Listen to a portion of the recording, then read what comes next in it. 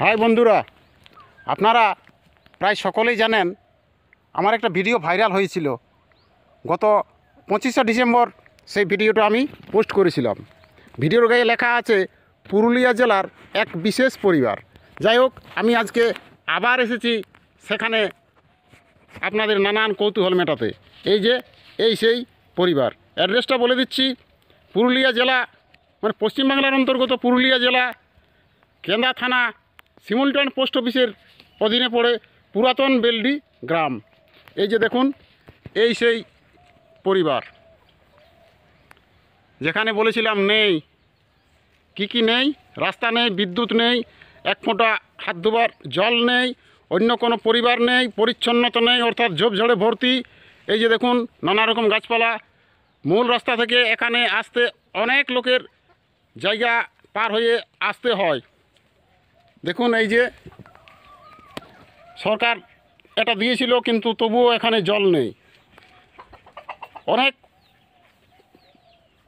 Pump করলে পরে একাধটু হয়তো পড়ে কোনো সময়, বা হয়তো সেটাও নেই, বর্ষাকালে হয়তো পড়ে। এই যে সেদিন দেখেছিলাম জাল, এখানে ছিল সেই নেট।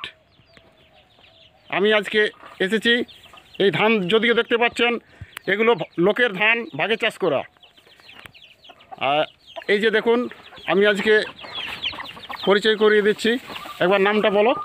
হ্যাঁ, আমার নাম হচ্ছে মনোজ সিং সর্দার, গ্রাম হচ্ছে বেলডি, পুরাতন বস্তি। যাই হোক, আমি যে সমস্ত কথাগুলো সেদিন আপনাদেরকে শুনিয়েছিলাম, যেমন রাস্তা নেই, বিদ্যুৎ নেই মানে কত কিছু নেই, সেটা তো বুঝতেই পারছেন। তারপরে হাত ধোবার এক ফোঁটা জল নেই, অন্য কোনো পরিবার নেই, পরিচ্ছন্নতা নেই, অর্থাৎ ঝোপঝাড়ে ভর্তি।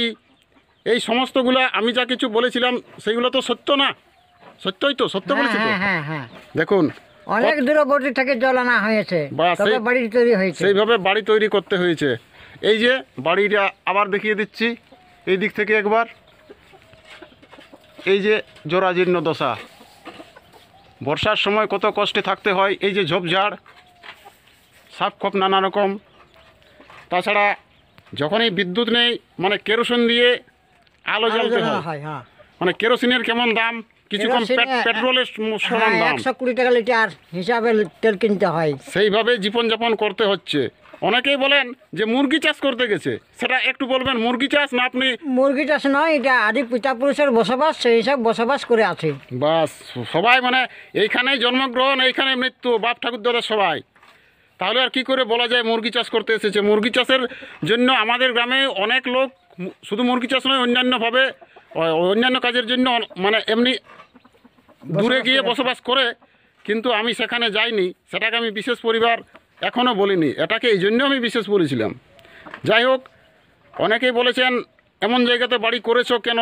তো কি করবেন, উপায় নেই, এমনি জায়গায় বসবাস করতে হচ্ছে। তার জন্য কেউ বলেছেন যে সরকারকে কি কিছু ব্যবস্থা করতে হবে, এটা কি বলতে চাইছেন? যাই হোক, আমার কিছু বলার নেই আজকে। ওই জন্যই আমি হাজির হয়েছি এই যে ইনার পাশে। তবে বেশিরভাগ লোকেই দুঃখ প্রকাশ করেছেন যে সত্যি এইভাবে বসবাস করা অত্যন্ত দুর্বিষহ। যাই হোক, আজকে দেখালাম, আপনাদের সাথে পরিচয় করিয়ে দিলাম।